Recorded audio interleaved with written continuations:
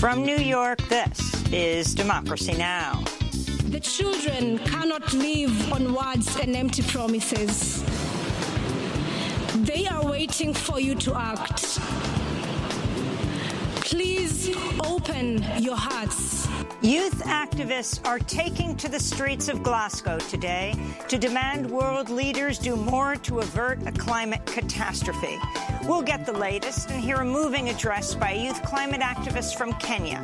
But first, we speak to civil rights attorney Ben Crump. When you look at the video, it harkens back to yesteryears, things we thought we had overcome in America. I mean, it looks like it's a lynch mob chasing a young black man, and when they kill him, there is no accountability. They go home and sleep in their beds at night. We'll look at the murder trial of 3 white men, one of them a former officer, who hunted down and killed black jogger Ahmaud Arbery in Georgia, as well as the trial of Kyle Rittenhouse, the white teenager who fatally shot 2 protesters at an anti-police brutality protest in Kenosha, Wisconsin. All that and more coming up.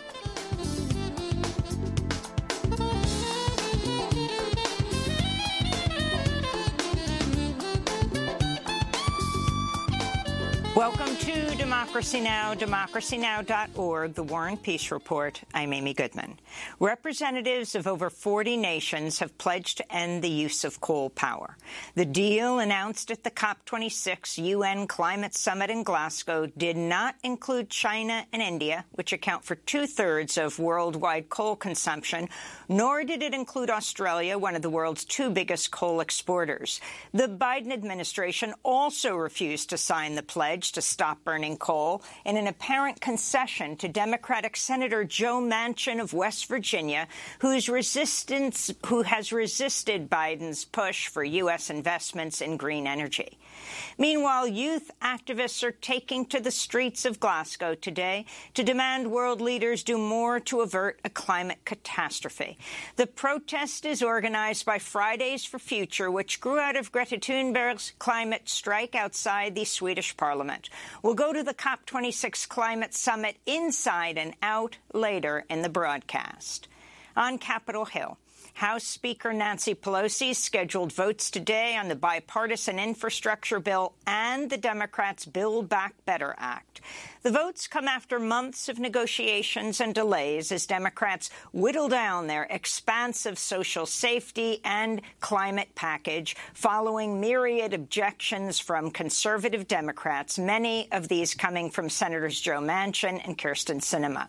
Those negotiations continued into Thursday as President Biden reportedly made calls to a number of Democratic lawmakers, and his questions remained over several key issues, including immigration and the plan's budget. Youth climate activists confronted Senator Joe Manchin Thursday, demanding he back the Build Back Better Act and its provisions to combat the climate crisis. We want to live! We want to live! We want to live! We want to live! Activists confronted Manchin multiple times Thursday, including blocking his Maserati, as they demanded to know whether their futures were worth the profits he makes, and chanting, "We want to live," as he slowly tried to drive through the crowd. The protests were led by 5 young people who earlier this week ended a 2-week hunger strike demanding real action on the climate crisis from Congress. You can see our interview with one of those hunger strikers at democracynow.org. The White House has announced COVID-19 vaccine mandates covering more than 100 million workers. Beginning on January 4th, workers at private sector companies that employ at least 100 people will have to be vaccinated against COVID or be tested weekly. Unvaccinated workers will also be required to wear face coverings on the job and may have to pay for their own tests. A separate rule will require some 17 million U.S. healthcare workers be vaccinated by January 4th with no testing option. The Biden administration's cut ties with vaccine maker Emergent Biosolutions after it ruined millions of doses of Johnson & Johnson COVID-19 vaccines at its factory in Baltimore, Maryland. The company will forgo $180 million of its $628 million contract to produce vaccines for the federal government. Moderna said Thursday it'll deliver 300 million fewer doses of its highly effective COVID vaccine this year than initially projected. Even so, Moderna Thursday reported $3.3 billion in third-quarter profits. In Cambridge, Massachusetts, protesters rallied outside Moderna's corporate headquarters Thursday, carting in wheelbarrows full of fake money covered in blood as they demanded Moderna share its vaccine recipe with producers in the global south. This is Dr. Joya Mukherjee, professor of global health at Harvard Medical School. We delivered this blood money to the steps of the Moderna headquarters, and we've stood for 5 minutes in silence. 1 minute per million people who have died, the large majority of them without access to the vaccine. We must force Moderna to work with a long list of manufacturers around the world who are ready, who could actually scale up this vaccine. Anti-war advocates are condemning the Biden administration for proposing a new $650 million missile sale to Saudi Arabia, warning the move will only trigger more death and suffering in Yemen. If approved by Congress, this will be the first major military sale to Saudi Arabia since President Biden took office and vowed the U.S. would end support for offensive operations. In response, Code Pink tweeted, quote, "Meanwhile, one Yemeni child continues to die every 10 minutes as a result of the humanitarian crisis caused by the Saudi-led war on Yemen," they said. In Chile, security forces shot dead 2 indigenous Mapuche leaders during clashes Wednesday in the province of Arauco. The southern coastal region has been under a state of emergency since last month, with the Chilean government deploying 2,000 soldiers to the region as it attempts to suppress the Mapuche community and their fight to recover their ancestral lands. The U.S. Congress has approved a new bipartisan sanctions bill targeting the Nicaraguan government ahead of the country's presidential election Sunday and in response to President Daniel Ortega's crackdown on the opposition. Ortega is seeking a 4th term. About 40 opposition figures, including 7 presidential candidates, have been arrested since June. The legislation seeks to monitor and address human rights abuses and the obstruction of free elections by the Ortega government. Opponents say more U.S. sanctions will continue to harm the Nicaraguan people and are demanding the U.S. government stop its catastrophic intervention in Nicaragua. In The Hague, 3 leading press freedom groups this week launched an unprecedented tribunal charged with holding governments accountable for the rising violence against journalists. The People's Tribunal on the murder of journalists is being spearheaded by the Free Press Unlimited, the Committee to Protect Journalists and Reporters Without Borders. For the next 6 months, the tribunal will hold hearings on charges against the governments of Sri Lanka, Mexico, and Syria, accused of failing to protect journalists and allowing their killers to act with impunity. This comes as UNESCO has released a new report that documents an 87% impunity rate in cases of murdered journalists between 2006 and 2020. The Justice Department is suing Texas over its recently passed voter suppression law, saying it violates federal voting rights laws by targeting Texans of color, voters who don't speak English, and voters with disabilities. In related news, the Republican-controlled North Carolina legislature Thursday approved extreme gerrymandered redistricting maps, giving Republicans an outsized advantage that could last for the next decade. North Carolina Governor Roy Cooper, who's a Democrat, does not have veto power over redistricting plans, so any challenges to the new maps would likely go through the courts. In other news from North Carolina, dozens of Democratic state lawmakers staged a walkout earlier this week after the House swore in its newest lawmaker, Republican Donnie Loftus, who admitted he was present during the January 6th Capitol insurrection.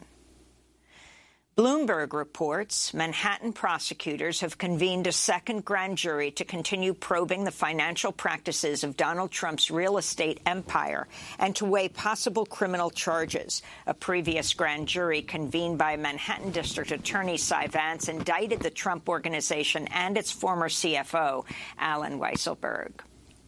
In Kenosha, Wisconsin, the judge overseeing the trial of teenage gunman Kyle Rittenhouse has removed a juror who was overheard joking about the shooting of Jacob Blake, the African-American man left paralyzed last year after he was shot by Kenosha police. Judge Bruce Schroeder agreed with prosecutors that the juror's comments were disqualifying. It is clear that the appearance of bias is present, and it would seriously undermine the outcome of the case. I think the best thing under the circumstances, I'm going to dismiss you from the jury, sir. Meanwhile, in Georgia, opening arguments begin today in the murder trial of the 3 white men who hunted down and killed black jogger Ahmaud Arbery last year. Only a single black juror was chosen. The 11 others are white. After Headlines, we'll speak with Ben Crump, attorney for Ahmaud Arbery's family. Oklahoma's Pardon and Paroles Board has recommended clemency for Julius Jones, an African-American man sentenced to die for a 1999 murder he says he did not commit. Calls are mounting for Oklahoma Governor Kevin Stitt to halt Jones' execution, scheduled for November 18th. Meanwhile, a judge has denied a request to grant a new murder trial to Rodney Reed, an African-American prisoner sentenced to death by an all-white jury in 1998 for a crime he has always denied committing. Lawyers say there's compelling evidence that another man may be responsible for the 1996 murder of Stacey Stites, a 19-year-old white woman. You can see our coverage of both death penalty cases at democracynow.org. On Wet'suwet'en territory, the Gimten clan is marking over 40 days since they set up new blockades preventing Coastal GasLink from drilling on indigenous land to build their pipeline. The occupation started in September and halted the company's efforts to build a key portion of the over 400-mile pipeline that would transport natural gas from the Dawson Creek in northeastern British Columbia to the province's north coastal region of Kitimat. This is Sledo, also known as Molly Wickham, a land defender and matriarch of the Gimten clan of the Wet'suwet'en Nation. There's now a clan cabin on the drill pad site where CGL plans to drill under Wudzinkwah. In 2010, there were 13 proposed pipeline projects to go through Wet'suwet'en territory. Investors were forced to pull out of these mega destructive projects through our territory, and Coastal GasLink pipeline is the only one left. From Enbridge, Pacific Trails Pipeline, Spectra, Pembina, and several others. To see our interview with Slato, please go to democracynow.org. And in labor news, striking Alabama coal miners returned to New York City this week to bring their protest to the offices of hedge fund BlackRock, the largest shareholder of Warrior Met Coal. 6 rally-goers were arrested during a peaceful sit-in protest. 1,000 members of the United Mine Workers of America have been on strike for over 7 months. This is union leader Brian Sanson. Same executives ran the company into bankruptcy, ran it in the ground, bought non-union mines that lost millions of dollars, misled investors, cut benefits off to 2,500 retirees, cheated the pension plan out of $1 billion, cut workers' wages by $6 an hour, eliminated future health care, future pensions for these workers, all while asking and getting bonuses from the bankruptcy court. Meanwhile, 34,000 Kaiser Permanente health workers on the West Coast have authorized a strike starting November 15th unless their demands for fair pay and staffing are met. And those are some of the headlines. This is Democracy Now!, democracynow.org, the War and Peace Report. When we come back, we go to the 2 trials in Kenosha, Wisconsin, and in Georgia around the killing of the black jogger Ahmaud Arbery. We'll speak with Ben Crump. Stay with us. A moving feeling within me that I was sitting there demanding a God-given right was right in what I was doing. At the same time, it's something deep down within me, moving me, that I could no longer be satisfied or go along with an evil system. I had to be maladjusted to it. And in spite of all of this, I had to keep loving the people who denied me service, who stared at me.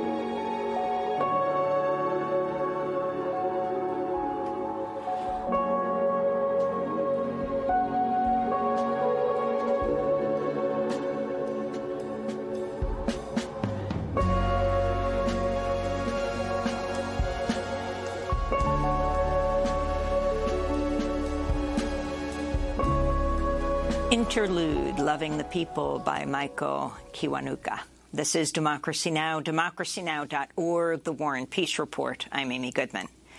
Before we head to Glasgow for the UN Climate Summit, we're going to stay right here at home in the United States. The murder trial begins today of 3 white men accused of killing Ahmaud Arbery, the unarmed 25-year-old black man who they chased down and shot to death while he was out for a jog last year in the suburbs of Brunswick, Georgia. Many have compared his death to a modern-day lynching. A warning to our viewers and listeners, this segment contains graphic descriptions of violence.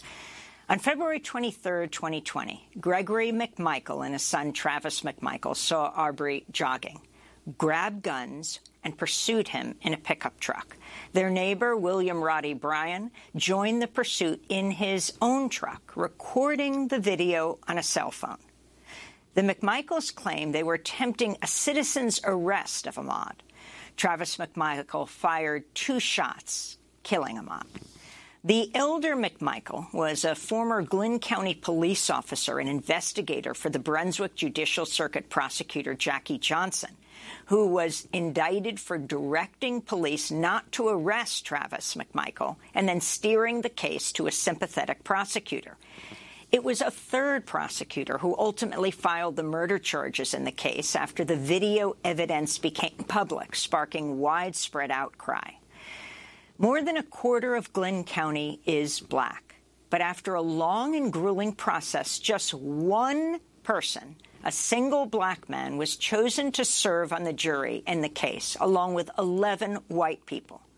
The judge, Timothy Walmsley, declined to change the jury's racial makeup after prosecutors asked him to reinstate 8 black potential jurors, arguing defense lawyers struck them because of their race, which is unconstitutional. The court has found that there appears to be intentional discrimination in the panel. That's that prima facie case. And I guess before I get into this, one of the challenges that I think counsel recognized in this case is the racial overtones in the case. Quite a few African-American jurors were excused through preemptory strikes exercised by the defense. But that doesn't mean that the court has the authority to reseat. So that's Judge Walmsley, who said he believed there was intentional discrimination in the choosing of the jury, but went ahead with the racial composition of the jury, ultimately 11 white people and 1 African-American.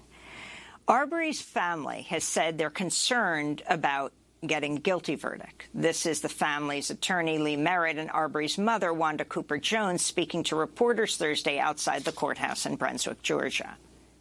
It's like unreal. I mean, I just can't put it into words. I was very shocked that we only had 1 black African-American man. And I mean, it's devastating. For a family who just wants to hear, they just want a fair day in court without racial bias, but it's inherently built into our system. We need to continue to work to change the laws and improve our system so that it doesn't continue, but it's there. This comes as Judge Walmsley ruled Thursday the jury will not see a toxicology report showing Arbery had a small amount of THC, the psychoactive compound in marijuana, in his blood. This is the judge's exchange with one of the defense attorneys. It brought up a small amount of THC. I don't know what that small amount of THC means. You're going to prevent us from going into toxicology. You're going to prevent us from talking about corroboration of THC use, excessive THC, unless perhaps we can come back and educate the court on THC use in of itself causing aggressive behavior, confrontational behavior, outside and isolated from mental illness diagnosis. That was my question to the court, and I think the court's ruled. This comes as lawyers for Travis McMichael, who shot Arbery with a shotgun, have tried to limit evidence that suggests race was a motivating factor, including photos of his vanity license plate with a Confederate flag on it on the front of his pickup truck. For more, we're joined in Chicago by civil rights attorney Ben Crump, who's one of the lawyers for Arbery's family. Ben Crump, welcome back to Democracy Now! In a moment, we're going to talk about the Rittenhouse trial. But right now, we're going to talk about the murder case of Ahmaud Arbery. Talk about what's happened so far. It took a long time to impanel this jury. A quarter of the county is black, more than a quarter of a county. There's only one black juror. Explain what happened. It's very disappointing, Amy, not only for Ahmaud's mother and father, but for everybody who's been following this case. The fact that you seem to have a jury that has more of the perspective, more of the commonalities with the killers of Ahmaud Arbery than the perspective of Ahmaud Arbery, this young black man who literally was killed for jogging while black. And it's troubling because the court, when they granted 24 preemptory strikes from the beginning, that was troubling because you said, they can systematically try to just strike black people 24 times. That's too many strikes. So everybody who's been looking at this case is saying that not only from the day one when the police came out and tried to give cover for the killers of Ahmaud Arbery for jogging while black, it seems that our criminal justice system gives them cover, too, when they're being brought to the Tribunal of Justice. And talk about Walmsley, the judge. It wasn't the prosecutor or defense or an activist who used this term, intentional discrimination. It was the judge himself who seemed furious that he couldn't do something. He admitted there was intentional discrimination here. This involves the Batson challenge, if you could explain what that is. Certainly. The Batson challenge is a Supreme Court edict based on case law that says you cannot dismiss people based on their race, ethnicity, or their gender. You have to have race-neutral reasons while you're dismissing people from the jury panel. I think the judge was being very honest and truthful when he said it appears that it was intentional discrimination. I don't know how you can conclude anything else. However, the family would have liked for him to dismiss this panel so we could have a panel that was a jury of Ahmaud Arbery's peers who would sit in judgment concerning whether the killers will ever be held accountable. So it is very troubling, Amy, again, that you only have one African-American juror who's going to hear this case. So I want to bring in the other case, and then we'll talk about both. This is the Wisconsin case. Opening arguments have just begun in the trial of Kyle Rittenhouse, the white teenager who faces 7 charges, including homicide, for fatally shooting 2 men and wounding a third amidst the anti-police brutality protests in Kenosha last year. There's only one person of color on that jury. The judge overseeing the trial has ruled the 3 protesters that Rittenhouse shot, killing 2, wounding the third, cannot be labeled victims during the trial, but can be called rioters, looters, or arsonists. if the defense can provide evidence to justify such terms. This week, the judge removed a juror who was overheard joking about the shooting of Jacob Blake, the African-American man left paralyzed last year after he was shot by Kenosha police. According to CNN correspondent Omar Jimenez, the juror approached a deputy and asked, "Why did it take 7 shots to shoot Jacob Blake?" Then he answered himself, because they ran out of bullets. Judge Bruce Schroeder questioned the juror about his conduct, then dismissed him, citing the need for public confidence in a fair trial. It is clear that the appearance of bias is present, and it would seriously undermine the outcome of the case. I think the best thing under the circumstances, I'm going to dismiss you from the jury, sir. So he's been kicked off the jury, but he was chosen to be on the jury. Can you talk about the composition of this jury and what's at stake and the new video that's been released showing Rittenhouse opening fire?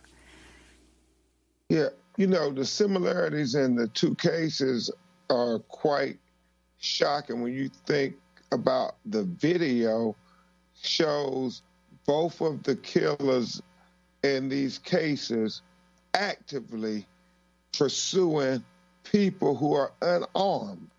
And that has to say something about our system of justice where we're at in America today.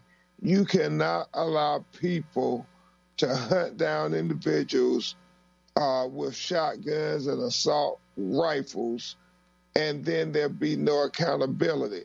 Then there seems to be a suggestion that the criminal justice system will protect certain people but condemn others who had no weapon.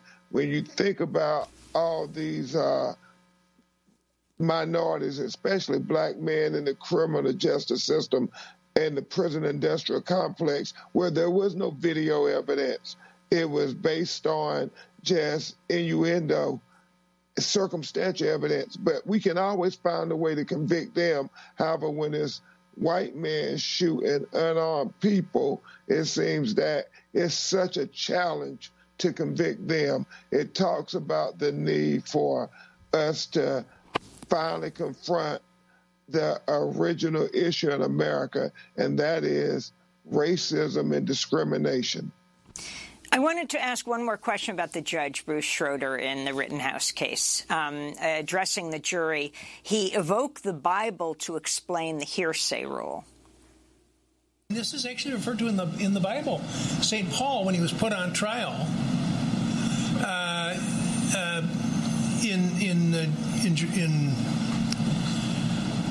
I think it's Caesarea. Well, it was over in Palestine, in Israel. He was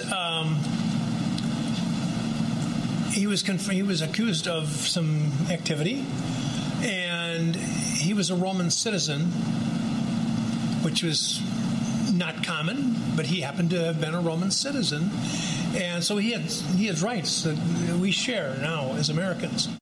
The judge also used his position on the bench to slam media coverage of the Rittenhouse trial. Here he's criticizing CNN for questioning his edict to attorneys not to refer to any of those shot by Rittenhouse as victims. This was on CNN. Jeffrey Toobin and another attorney there. And the comment was made that the ruling was incomprehensible. And I think they obviously are not familiar with this rule. That's our law. The significance of this, Ben Crump, invoking the Bible, and then this whole issue of not being able to refer to the men who were killed as victims, but possibly as looters or arsonists? It is very questionable when you think about the fact that the defense should be able to do everything they can to zealously defend their clients, but also the prosecutors have to be able to zealously prosecute the case. And so you can't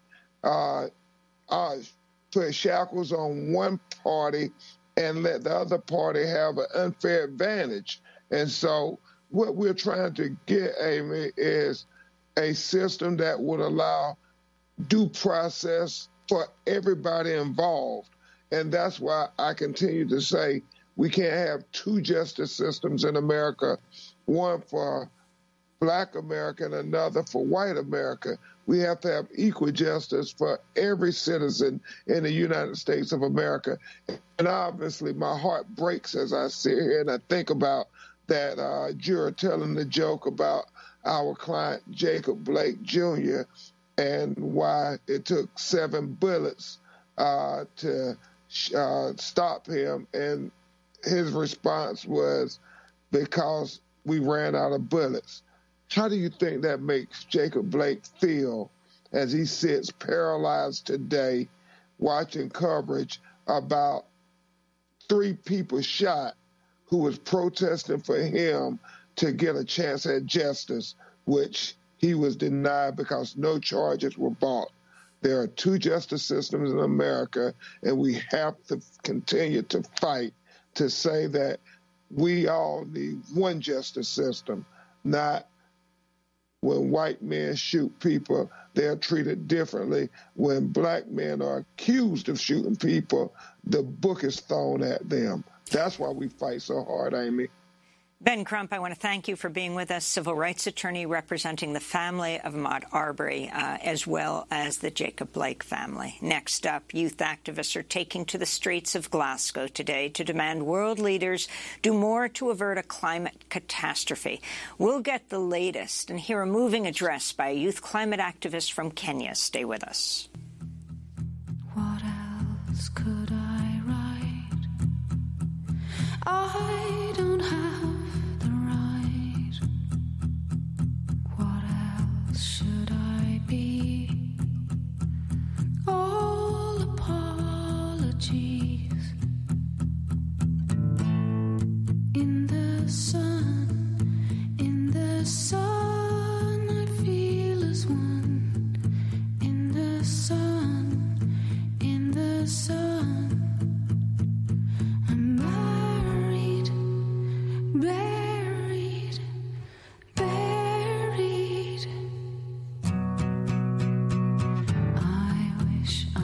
Like you, easily amused, find my nest of salt. Everything's my fault. I'll take all the blame. Aqua-sea, foam, shame, sunburn with All Apologies, performed by Sinead O'Connor.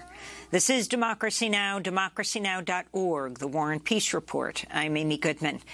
Youth activists are taking to the streets of Glasgow today outside the UN Climate Summit. They're demanding world leaders do more to avert a climate catastrophe. The protest is organized by Fridays for Future, which grew out of Greta Thunberg's climate strike outside the Swedish parliament. She began the strike in 2018 when she was in 9th grade. Now Greta is 18 years old, and she's in the streets of Glasgow today. She was speaking earlier this week. They're just politicians and people in power pretending to take our future seriously, pretending to take the present seriously of the people who are being affected already today by the climate crisis. Change is not going to come from inside there. That is not leadership. This is leadership. Yeah! This is what leadership looks like. Youth climate activists have also been given a prominent role inside the UN Climate Summit this year. Let's turn to one of the highlights of the opening ceremony Monday. My name is Elizabeth Wathuti. I am a youth climate activist from Kenya. I need to tell you what is happening in my home country. Right now, as we sit comfortably here in this conference center in Glasgow, over 2 million of my fellow Kenyans are facing climate-related starvation. In this past year, both of our rainy seasons have failed, and scientists say that it may be another 12 months before the waters return again. Meanwhile, our rivers are running dry. Our harvests are failing. Our storehouses stand empty. Our animals and people are dying. I have seen with my own eyes 3 young children crying at the side of a dried up river after walking 12 miles with their mother to find water. Please open your hearts. This is not only happening in Kenya. Over the past few months, there have been deadly heat waves and wildfires in Algeria and devastating floods in Uganda and Nigeria. And there is more still to come. By 2025, in just 4 years' time, half of the world's population will be facing water scarcity. And by the time I'm 50, the climate crisis will have displaced 86 million people in sub-Saharan Africa alone. Please open your hearts. If you allow yourself to feel it, the heartbreak and the injustice is hard to bear. Sub-Saharan Africans are responsible for just 0.5% of historical emissions. The children are responsible for none, but they are bearing the brunt. We are the adults on this earth right now, and it is our responsibility to ensure that the children have food and water. I have been doing what I can. Inspired by the great Professor Wangari Maathai, I founded the Green Generation Initiative, a tree-growing initiative that enhances food security for young Kenyans. So far, we have grown 30,000 fruit trees to maturity, providing desperately needed nutrition for thousands of children. Every day we see that when we look after the trees, they look after us. But these trees and the life-saving fruit they bear will not survive on a 2.7 degrees Celsius warmer planet. The decisions you make here will help determine whether the rains will return to our land. The decisions you make here will help determine whether the fruit trees we plant will live or perish. The decisions you make here will help determine whether children will have food and water. I believe in our human capacity to care deeply and to act collectively. I believe in our ability to do what is right if we let ourselves feel it in our hearts. So for these next 2 weeks, let us feel it in our hearts. The children cannot live on words and empty promises. They are waiting for you to act. Please open your hearts and then act.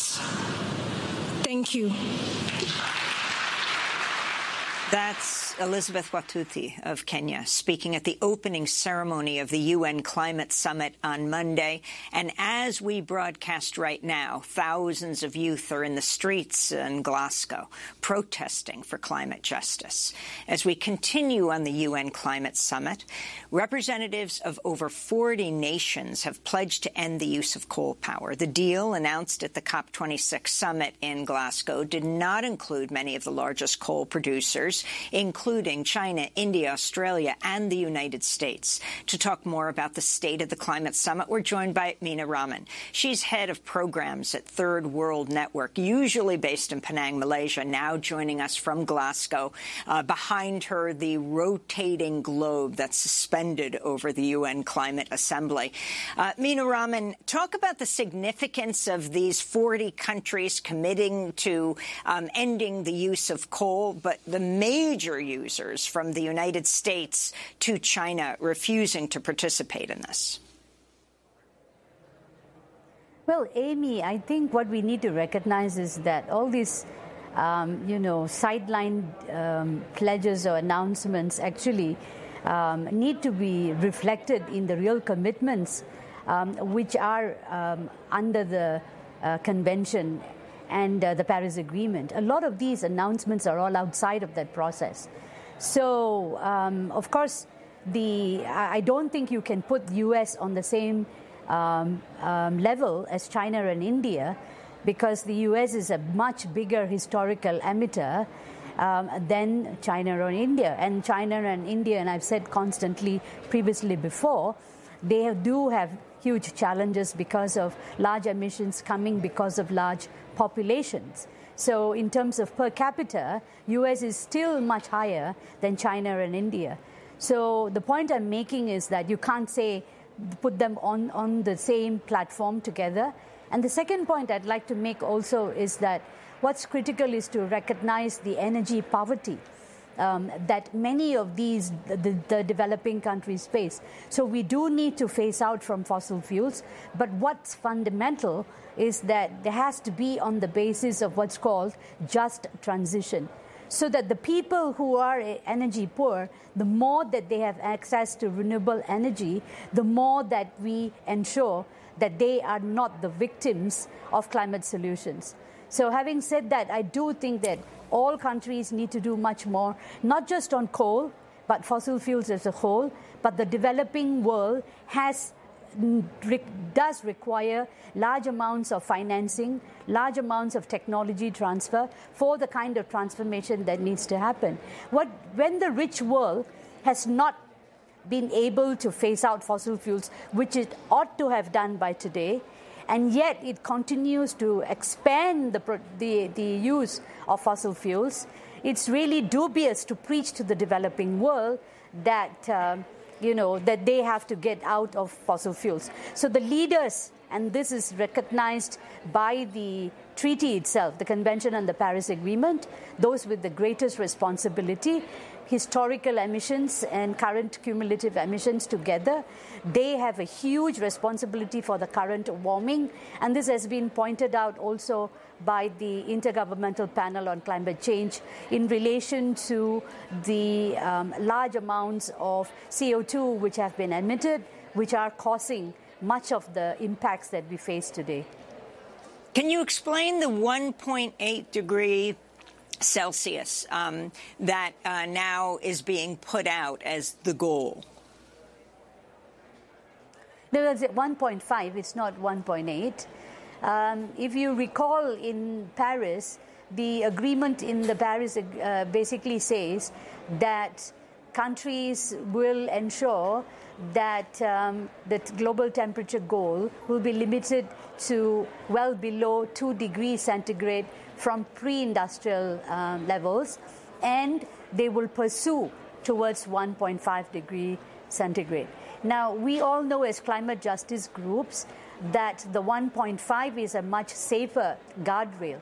But the issue really here is that when particularly the rich world talks about we need to achieve the 1.5 degree limit, the devil really is in the detail of how to get there. Now, when you have a 1.5 degree limit compared to a 2 degree limit, the amount of carbon space or the atmospheric space that you have left is much smaller than under a 2 degree limit. So the issue really is that, as the Intergovernmental Panel on Climate Change has pointed out, if you add all the emissions from the historical and you take the cumulative into account, we only have something like 500 gigatons of carbon space left. This means that at the current emission trends, we will exhaust this carbon budget for limiting temperature rise to 1.5 on with a 50% chance, and that itself is a problem. So let me clarify something, Meena. This 500 gig. The number has always been 1.5 degrees Celsius, which is 2.7 degrees Fahrenheit. And scientists have said that global warming must be kept to this above pre-industrial levels. But I thought what has come out now is that the International Energy Agency reported Thursday that warming could be limited to 1.8 degrees Celsius above pre-industrial levels by 2100. Yeah, they were referring to the methane and other initiatives and cooling and so on, and they have come to 1.8. Now, I have not seen the details of the report, but I think that what we need to recognize, Amy, is the fact that whether it's 1.8 or 1.5 or even 2 degrees, with the push for net zero by 2050 by all countries, and this is being pushed right from the UN top level right down to the UK presidency, we in civil society, in the climate justice movement, are very critical of that. Because it is about, if you look at US saying net zero by 2050, and other developed countries saying net zero by 2050, and if you look at the content of that, that's actually doing too little too late. And net zero will exhaust with the net zero distant targets of 2050. There is no time for 2050. And you actually need to get to real zero today. It actually should have been done yesterday by the rich world in particular. So we need to recognize the fact that we are not going to be able to limit temperature rise either to 1.8 or 1.5 or even 2 degrees if we allow the rich nations to keep to net zero by 2050. This is too little, too late. And net zero, what it actually means is that you don't decarbonize. Every ton of carbon that you emit, you're going to plant a tree to absorb that carbon. It doesn't work that way. Science does not work that way. So we are being told about these net zero targets, and it's an illusion. It's really a complete illusion. And we are very worried that there is a lot of greenwashing which is happening here.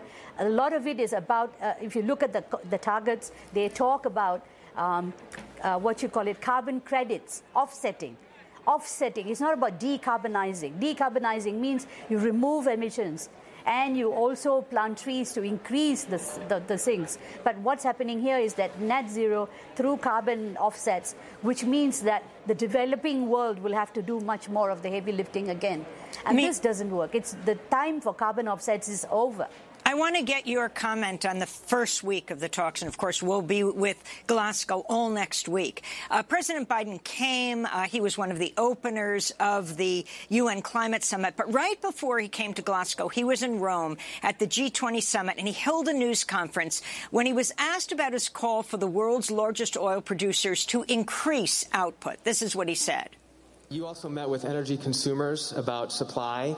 What steps are you considering taking if OPEC Plus does not raise supply? And do you see any irony in pushing them to increase oil production at the same time that you're going to COP26 to urge people to lower emissions? Well, on the surface, it seems like an irony, but the truth of the matter is you've all known, everyone knows, that the idea we're going to be able to move to renewable energy overnight and not have, and from this moment on, not use oil or not use gas or not use hydrogen is just not rational.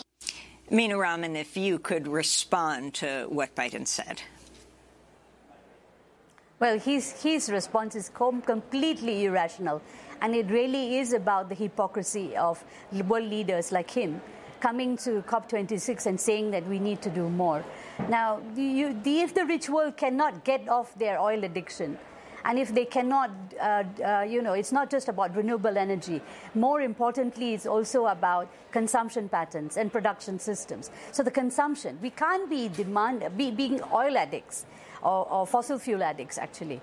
And so we do need to move. The transformation is phenomenal, but Biden has no excuse to say what he said. I want to thank you so much, Meena Raman, for joining us, head of programs at Third World Network. She traveled to Glasgow from Penang, Malaysia.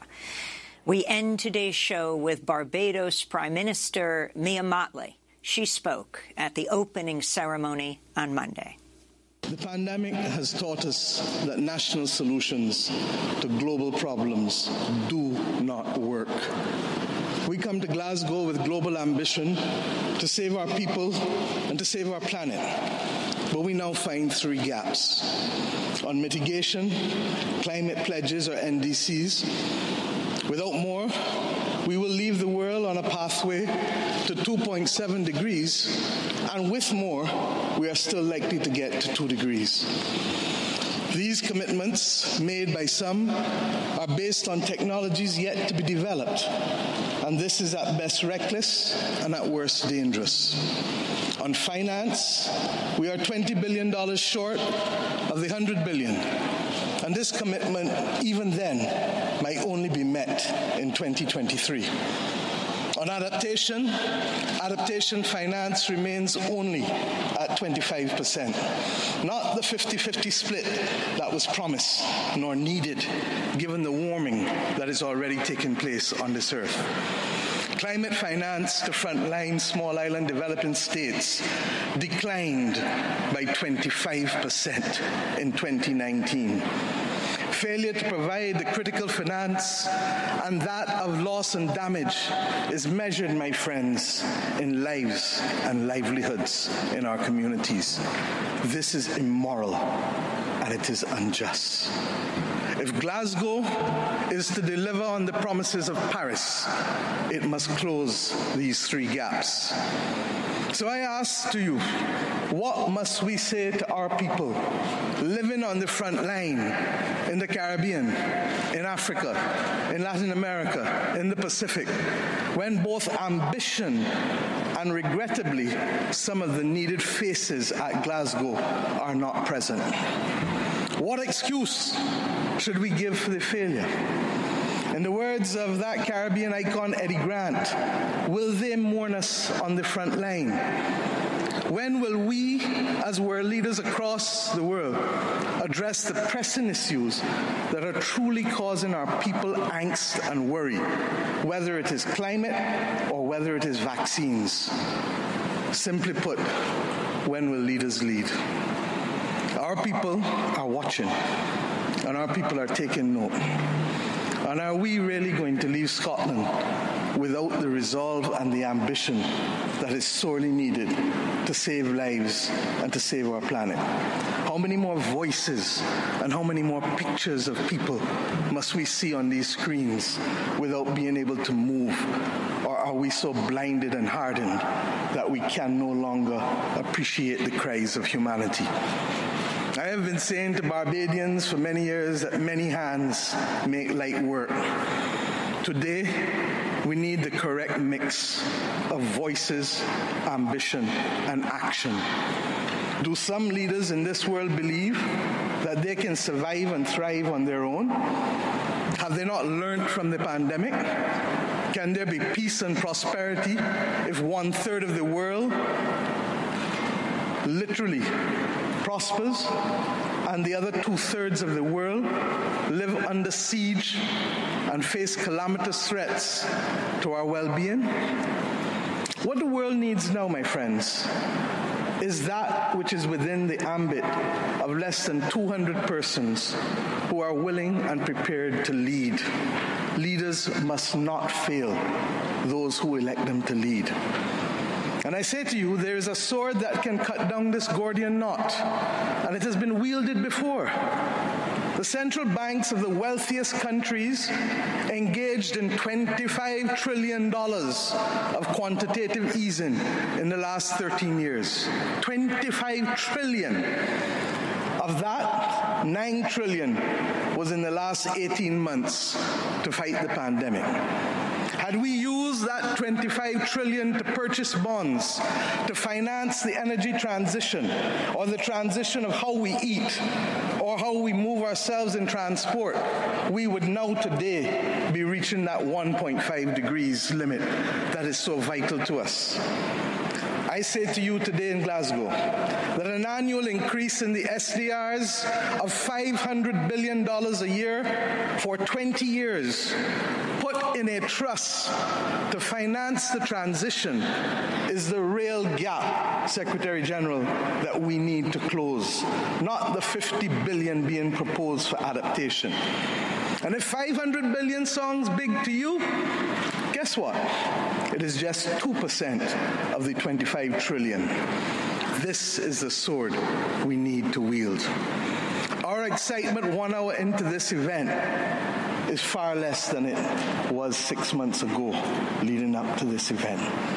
Can we, with those voices and these speeches from Sir David and others, find it within ourselves to get the resolve to bring Glasgow back on track? Or do we leave today believing that it was a failure before it starts? Our world, my friends, stands at a fork in the road. One no less significant than when the United Nations was formed in 1945. But then, the majority of our countries here did not exist. We exist now. The difference is we want to exist 100 years from now. And if our existence is to mean anything, then we must act in the interests of all of our people who are dependent on us. And if we don't, we will allow the path of greed and selfishness to sow the seeds of our common destruction.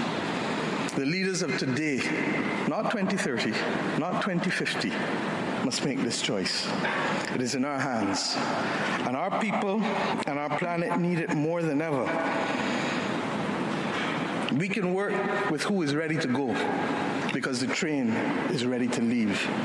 And those who are not yet ready, we need to continue to ring circle and to remind them that their people, not our people, but their citizens, need them to get on board as soon as possible. Code red to the G7 countries. Code red to the G20. Earth to COP, that's what it said. Earth to COP. For those who have eyes to see, for those who have ears to listen, and for those who have a heart to feel, 1.5 is what we need to survive. 2 degrees, yes, SG, is a death sentence for the people of Antigua and Barbuda, for the people of the Maldives, for the people of Dominica and Fiji, for the people of Kenya and Mozambique, and yes, for the people of Samoa and Barbados. We do not want that dreaded death sentence. And we've come here today to say, try harder, because our people, the climate army, the world, the planet, needs our actions now, not next year, not in the next decade. Thank you. That's Barbados Prime Minister Mia Mottley addressing the UN Climate Summit opening ceremony on Monday in Glasgow, Scotland. To see the whole opening ceremony, we'll link to it at democracynow.org. Next week, we'll continue to bring you Climate Countdown, our comprehensive coverage of what's happening at the UN Summit, as we have for every UN Climate Summit since Copenhagen in 2009, featuring voices inside the COP, climate activists protesting outside, and advocates from the global south who couldn't travel to Scotland during the pandemic. More than 100,000 people are expected to be in the streets of Glasgow on Saturday. We'll air highlights on Monday. You can visit us at democracynow.org to see all of our coverage this week. And that does it for our show. Happy birthday to John Hamilton. Democracy Now! Has job openings at democracynow.org. I'm Amy Goodman. Thanks so much for joining us. Stay safe.